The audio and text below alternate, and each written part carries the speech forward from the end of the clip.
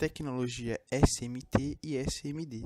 SMT significa tecnologia de montagem superficial, do qual é um método de montagem de circuitos eletrônicos dos quais os componentes SMC são montados na superfície da placa, aproveitando ambos os layers. Dispositivos eletrônicos montados desta maneira se chamam SMD.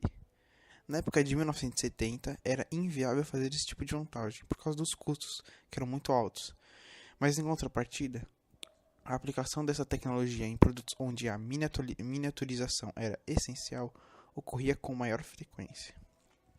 Entre 1975 e 1980, o processo de miniaturização se acentuou, proporcionando ainda mais o aparecimento de componentes com maior número de funções.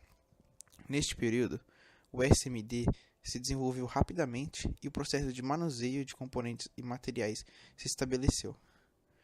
Desde o início de 1980, temos presenciado um crescimento exponencial nesta revolucionária tecnologia que ainda tem muito a expandir. Entre 1984, o consumo de componentes eletrônicos com tecnologia SMD era de 190 bilhões de unidades e 50 bilhões eram SMD. No início de 1990, era de 70% a 80% o total de aparelhos SMD. A ideia básica da tecnologia SMD é usar os componentes com seus encapsulamentos reduzidos ao máximo, permitindo sua padronização e manuseios por máquinas. Os componentes SMD são encontrados no mercado, assim como os componentes comuns, resistores, capacitores, transistores de iodos, entre outros. As únicas diferenças entre um componente comum e um SMD, além do tamanho, é a forma e a designação, que muda conforme muda o componente. Estação de solda é uma ferramenta que vem acoplada a um ferro de solda típico e um soprador de ar quente. A grande vantagem da estação de solda para o trabalho em SMD é que você pode controlar a temperatura tanto em um quanto em outro, caso você esteja trabalhando com um componente mais delicado. Utiliza-se o soprador aplicando o ar na solda do componente em movimentos circulares, esperando até que se desprenda totalmente. O ferro de solda deve ser utilizado aquecendo a solda no determinado componente até que derreta, para poder ser feita a soldagem ou dessoldagem do componente.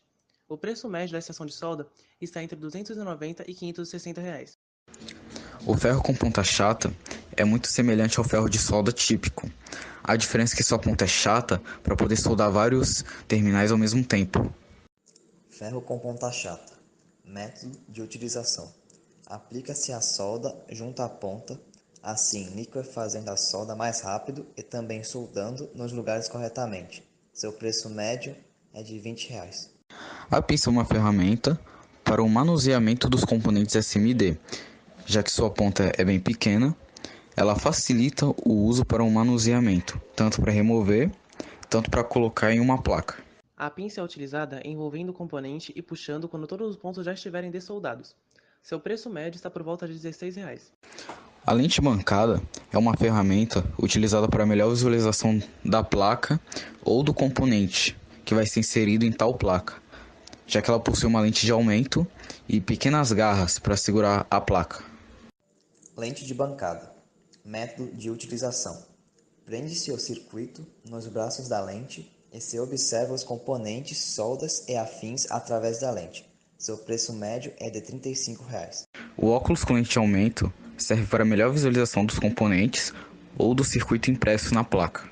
O óculos com lente de aumento é utilizado no rosto como um óculos comum, e seu preço médio está por volta de R$ 45. A pinça a vácuo antiestática serve para a remoção dos componentes em SMD, já que ela possui uma ponta de bico fino, aí o vácuo dentro dela faz uma pressão que acaba puxando o componente. Pinça a vácuo antiestática. Método de utilização. Pressionando o botão na lateral da ferramenta, o ar sai e cria-se um vácuo dentro da ferramenta.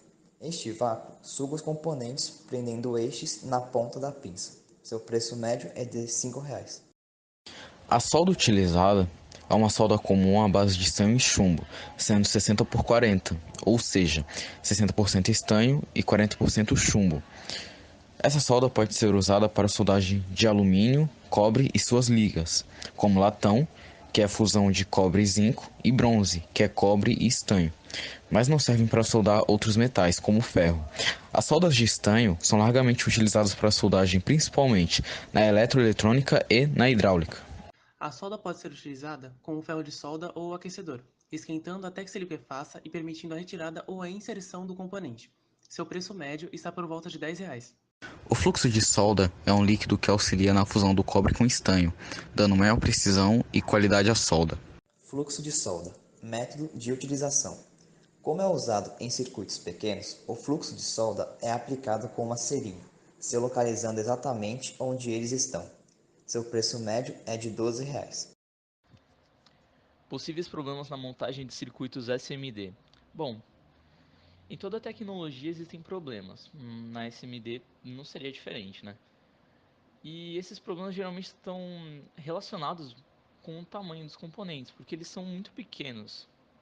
E geralmente eles são manuseados por máquinas, porque necessita de uma precisão muito grande. Você pode fazer essas montagens manualmente, só que não vai ser a mesma coisa.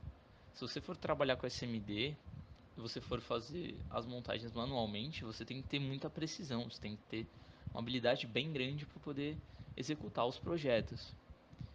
Nos problemas de montagem de circuitos SMD estão os problemas de incompatibilidade entre a PC e o componente. Por quê? Porque geralmente, se você esquentar o componente demais, ele vai expandir. E se ele expandir, ele não vai caber direito no espaço que foi determinado para ele. Pode passar. E se ele passar, você perde o espaço que você tinha determinado, danificando já o projeto a partir daí. Por isso que na montagem manual, que são por motivos bem óbvios, é um processo difícil e tem um custo elevado. Por quê? Porque você precisa de dos equipamentos que são específicos e precisos. E a montagem manual de SMD é só uma série de protótipos e alguns experimentos do mesmo. Porque, tipo, o ideal é você usar vários equipamentos que os meus colegas já falaram, por exemplo, para poder controlar a temperatura da solda, para poder retirar alguns componentes. E se você não tomar cuidado, você pode acabar danificando o projeto. E isso não é isso que você quer na hora que você vai fazer a manutenção do mesmo, né? Nesse tipo de circuito, também dá para ter interferência de alguns fatores externos, como variação de temperatura, umidade e alguns fenômenos eletrostáticos. A duração dos componentes e o seu bom desempenho, ele fica relacionado ao processo de soldagem. E nas montagens automáticas, a facilidade devido à fixação dos componentes antes da soldagem, que vai garantir o melhor desempenho do componente. Na parte do reparo, temos alguns problemas, pois componentes dessa tecnologia têm uma quantidade grande de terminais, onde o técnico deve ser habilidoso e possuir equipamentos que possibilitem a manutenção desse circuito, né?